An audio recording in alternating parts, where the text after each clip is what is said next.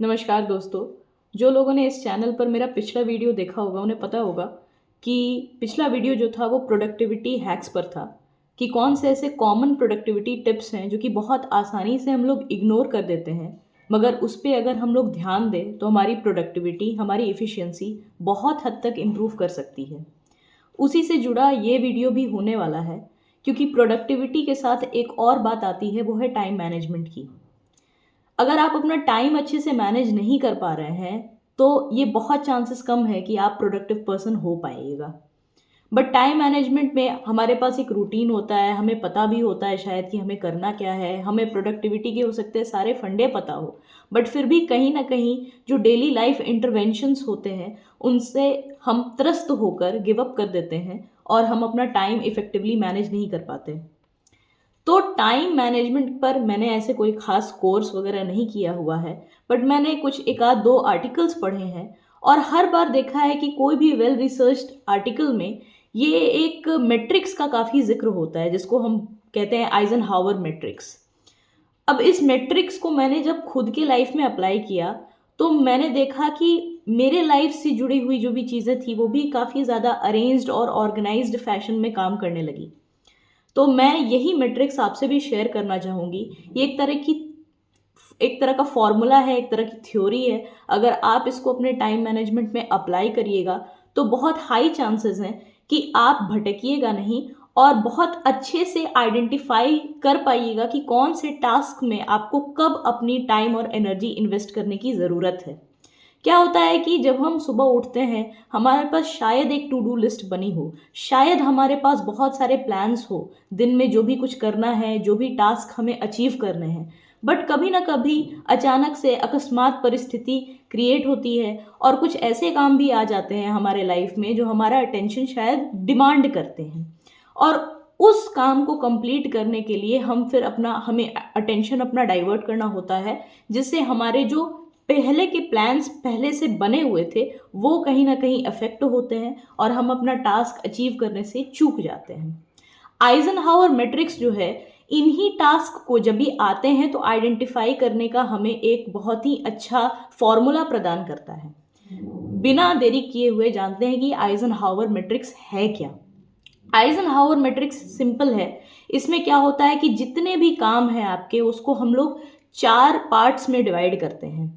पहला पार्ट वो काम होता है जो कि अर्जेंट भी है और इम्पॉर्टेंट भी है।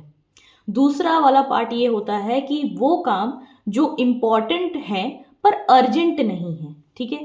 तीसरा काम वो होता है जो कि इम्पॉर्टेंट तो नहीं है पर बहुत ही ज़्यादा अर्जेंट है, ठीक है। और चौथा पार्ट ये होता है कि ना ही वो इम्पॉर्टेंट है ना ही अर्जेंट है। तो चौथे पार्ट को तो वैसे ही हमें छांट देना पड़ेगा, क्योंकि जो काम ना अर्जेंट है ना इम्पॉर्टेंट है, उसमें हम अपना अटेंशन ये डिवोट करके हम पाएंगे क्या। तो वैसे कामों में तो ऐसे भी अपने आप को थोड़ा सा उससे अलग रखिए, बचा कर रखिए, जो ना अर्जेंट है ना इम्पॉर्टेंट है। लेकिन ये सारा खेल जो है ये 3 पार्ट्स का रहता है। वो काम जो अर्जेंट भी है, इम्पॉर्टेंट भी है, जो इम्पॉर्टेंट है पर अर्जेंट नहीं, और जो अर्जेंट है पर इम्पॉर्टेंट नहीं। इसमें मान लीजिए कि वैसे काम आ जाते हैं जो अर्जेंट भी है, इम्पॉर्टेंट है, वो तो आपको करना ही करना है। जैसे कि आपको अगर आप एक वर्किंग प्रोफेशनल हैं, अगर आप एकेडमिक स्टूडेंट हैं और आपको रिसर्च प्रोजेक्ट अपना सबमिट करना है, या वैसे काम जो कि एकदम एक लाइबिलिटी, एक अकाउंटेबिलिटी डिमांड करते हैं, आउटर अकाउंटेबिलिटी की बात कर रही हूँ मैं, तो वैसे कामों को तो आपको करना ही करना है, क्योंकि कहीं ना कहीं आपको वो काम जो है एक तरह से इम्पॉर्टेंट है करना, और अर्जेंट इसलिए भी है क्योंकि वो अकाउंटेबिलिटी जो है वो अटैच्ड है किसी थर्ड पर्सन से, ठीक है। तो वैसे कामों से आप एस्केप कर नहीं सकते। तो जब वैसे काम आते हैं तो डेफिनेटली उसको आपको टाइम देना ही देना है। बट कोशिश करिए कि ये जो सेकंड वाला जो पार्ट है, जो कि वैसे काम जो कि इम्पॉर्टेंट है पर अर्जेंट नहीं, ये वैसे काम होते हैं जो हम लोग काफ़ी इग्नोर कर देते हैं, ठीक है। ये वैसे काम होते हैं जो कि ज़्यादातर लॉन्ग टर्म गोल होते हैं हमारे। जैसे कि हर दिन एक्सरसाइज करना इम्पॉर्टेंट है पर अर्जेंट नहीं है। हर दिन मेडिटेशन करना, जर्नलिंग करना इम्पॉर्टेंट है पर अर्जेंट नहीं है। हर दिन अपने इंटेलेक्चुअल कैलिबर को बढ़ाना, हर दिन अपने आप को अपस्किल करने की कोशिश करना, ये सारे जो एस्पेक्ट है लाइफ के, ये हमें लॉन्ग टर्म ग्रोथ देते हैं और शॉर्ट टर्म में हमें इनके इफेक्ट्स जल्दी पता नहीं चलते, इसीलिए हम बहुत ईजिली इन चीज़ों को नज़रअंदाज करते हैं। एक अच्छा डाइट फॉलो करना अर्जेंट नहीं है पर इम्पॉर्टेंट डेफिनेटली है। तो मेरा बस ये आपसे दरख्वास्त रहेगा, रिक्वेस्ट रहेगा कि आप जो हैं वो अपने इम्पॉर्टेंट कामों को, जो कि अर्जेंट तो फ़िलहाल नहीं लग रहे हैं, उनको बहुत ज़्यादा आप प्रायोरिटी में रखें। क्योंकि जो अर्जेंट है और इम्पॉर्टेंट है वैसे काम तो आप इवेंचुअली करेंगे ही करेंगे, क्योंकि उसमें एक थर्ड पर्सन अकाउंटेबिलिटी भी आपकी आ जाती है कि आप किसी न किसी को अकाउंटेबल हैं, तो वो जो प्रेशर है वो अर्जेंट और इम्पॉर्टेंट काम आपसे वो करा देगा, ठीक है। बट इम्पॉर्टेंट काम जो होते हैं वो हमारे खुद के लिए होते हैं, ठीक है, जो कि अर्जेंट तो नहीं है, इसलिए हम बहुत जल्दी उनको इग्नोर कर देते हैं। और यही एक डिफरेंस क्रिएट करता है, जो लोग लाइफ में बहुत ज़्यादा आगे बढ़ते हैं और जो लोग लाइफ में उतना ज़्यादा आगे नहीं बढ़ पाते, क्योंकि वो आइडेंटिफाई नहीं कर पाते कि अच्छा ये टास्क जो है ये अभी तो शॉर्ट टर्म में मुझे अर्जेंट लग नहीं रहा, बट ये मेरे लिए इम्पॉर्टेंट है। तो इस पर खासा गौर करें। और तीसरा पार्ट आता है वैसे काम जो कि अर्जेंट है पर इम्पॉर्टेंट नहीं है। अगर आपकी बस में है तो वैसे कामों को आप चूज़ कर सकते हैं, ऑप्ट कर सकते हैं कि ज़्यादा से ज़्यादा वैसे कामों को आप डेलीगेट करें। फॉर एग्ज़ाम्पल, आपको अपने लिए कोई कोई कोई सामान चाहिए, कुछ आपको शॉपिंग करनी है और अर्जेंटली आपको किसी चीज़ की ज़रूरत पड़ गई है, ठीक है। तो अगर आपके पास वो साधन है कि आप ऑनलाइन वो सामान को परचेज़ कर सकते हैं, तो आप परचेज़ कर लीजिए ऑनलाइन ही, आपको बाहर नहीं जाना पड़ेगा, आपका टाइम बचेगा उससे। या आप किसी पर्सन को वो काम डेलीगेट कर सकते हैं।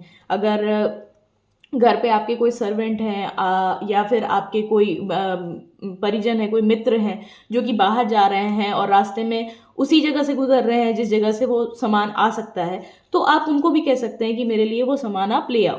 तो ये सारी चीज़ें जो डेलीगेट हो सकती हैं, जो टास्क डेलीगेट हो सकते हैं और किसी विश्वास पात्र को दिए जा सकते हैं, उन कामों को डेलीगेट करने के लिए हिचकिचाइए नहीं। देखिए, टाइम मैनेजमेंट का सबसे अच्छा फंडा ये है ना कि आपको पूरी तरह से ये मान के नहीं चलना है कि मैं अपना सारा काम मैं खुद ही करूँगा या सारा काम मैं खुद ही करूँगी, मुझे किसी पे डिपेंड नहीं करना।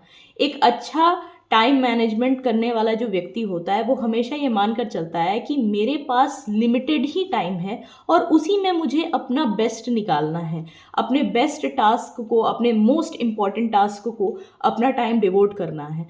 और जब वो टाइम डिवोट कर रहे हैं तो with proper focus, proper attention, ताकि वो बेटर आउटपुट भी ले पाए।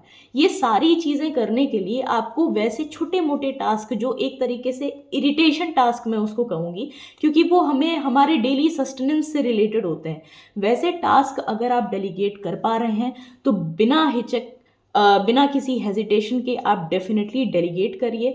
हेल्प लेने में कोई बुराई नहीं है, अगर सामने वाला जो है वो खुद हेल्प करना चाह रहा हो या आपका अपना विश्वास पात्र हो, तो इस पर बहुत ही खासा गौर करें। और अर्जेंट और इम्पॉर्टेंट दोनों जो वैसे काम होते हैं वो तो आपको खुद करने ही पड़ेंगे, उससे कोई स्केप का रूट है नहीं।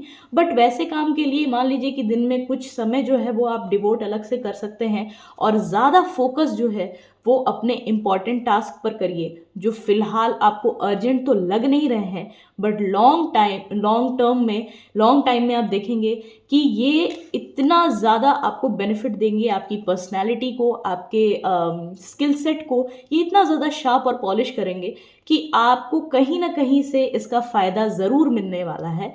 तो आपका कॉन्फिडेंस बूस्टअप रहेगा क्योंकि आपने खुद पर काम किया है। तो ज़रूर अपने इम्पॉर्टेंट टास्क को ही ज़्यादा से ज़्यादा समय डिवोट करने का चयन करें। ये था आइजनहावर मैट्रिक्स, जो कि बहुत ही ज़्यादा फेमस मैट्रिक्स है। इसको काफ़ी लोग अपने टाइम मैनेजमेंट कोर्सेज में भी अलग से बताते हैं और उसका चार्ज भी लेते हैं, बट ये जो है ये बहुत ही फ्रीली अवेलेबल है, काफ़ी सारे बुक्स में भी इसका जिक्र हुआ है।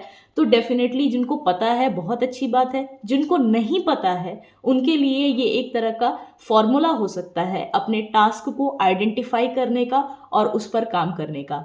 मेन जो फंडा है वो आइडेंटिफिकेशन का है। जैसे ही कोई टास्क आपके सामने आता है तुरंत उसको अपने जो मैट्रिक्स है उसके पार्ट में फिट करके देखें। अगर वो इम्पॉर्टेंट बट अर्जेंट नहीं लग रहा है तो ज़रूर उसको आपको समय देना चाहिए। इम्पॉर्टेंट और अर्जेंट है तो भी आपको उसको समय देना ही पड़ेगा, ठीक है। अर्जेंट है, इम्पॉर्टेंट नहीं है, देख लीजिए, सोच लीजिए कि डेलीगेट कर सकते हैं तो ठीक है, नहीं कर सकते तो फिर उसमें टाइम देना पड़ेगा।